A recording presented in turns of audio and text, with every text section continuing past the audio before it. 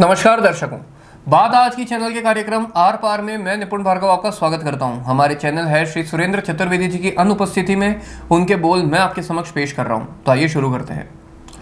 भीलवाड़ा, अजमेर और ब्यावर में वायु प्रदूषण का कहर।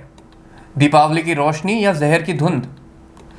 दीपावली रोशनी का पर्व है, लेकिन अफसोस कि अब ये रोशनी के साथ धुएं और जहर की परत भी लेकर आ रहा है। अजमेर, भीलवाड़ा, ब्यावर सहित राजस्थान के कई शहरों में दीपावली की रात पटाखों की आवाजों से ज्यादा हवा में भरा धुआं गूंजता रहा। अगले ही दिन से वायुमंडल में प्रदूषण का स्तर आसमान छू गया।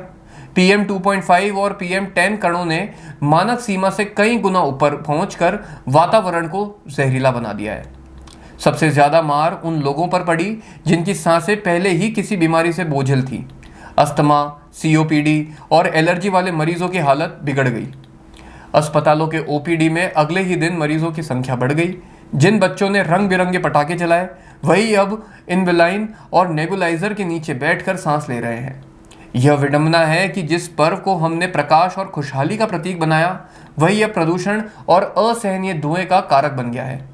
पर्यावरण विभाग हर साल नियंत्रण अभियान चलाने की बात करता है, लेकिन जमीनी हकीकत यह है कि ना तो पटाखों की बिक्री पर सख्ती होती है और ना ही नियमों की पालना। प्रशासन मौन और जनता उदासीन। त्योहार मनाने का मतलब प्रकृति को नष्ट करना नहीं होता। दीपावली दीपक से भी जगमगा सकती है, पटाखों की जहर से नहीं। अब समय आ गया है कि समाज इसे समझे, क्योंकि जब हवा ही सांस लेने लायक ना रहे तो त्योहारों की खुशबू भी बेअसर हो जाती है। प्रदूषण रिपोर्ट बताती है कि लोगों की सांसों का खतरा है। WHO कहता है कि बाहरी वायु प्रदूषण से दिल फेफड़े संबंधी गंभीर बीमारियां, स्ट्रोक और कैंसर तक का जोखिम बढ़ता है।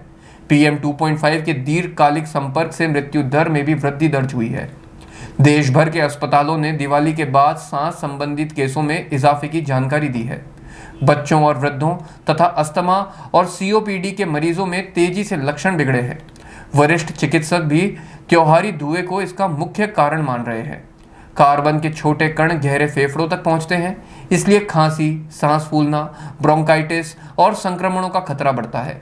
बच्चे, बूढ़े, गर्भवती महिलाएं, दिल फेफड़े के मरीज इन दिनों बाहर कम निकलें। मास्क जिसमें N95 या FFP2 का उपयोग करें और घर में हवा शुद्धता पर ध्यान दें। यहाँ मेरा अपने सुधी मित्रों से आग्रह है कि वे प्रशासन के भरोसे ना रहे। उनको आपके स्वास्थ्य से कोई लेना देना नहीं है।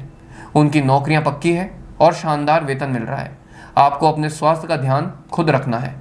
यदि आपको सांस की समस्या है तो आप बाहर की अनावश्यक गतिविधियां टालें, व्यायाम और जॉगिंग स्थगित रखें। संवेदनशील व्यक्ति डॉक्टर द्वारा पहले से दिए दवाओं का स्टॉक तैयार रखें।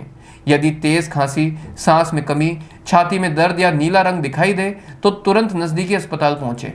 अंत में यही सुझाव कि दीपोत्सव पर दीप जलाइए, धुआं नहीं। आज के लिए इतना ही। धन्यवाद।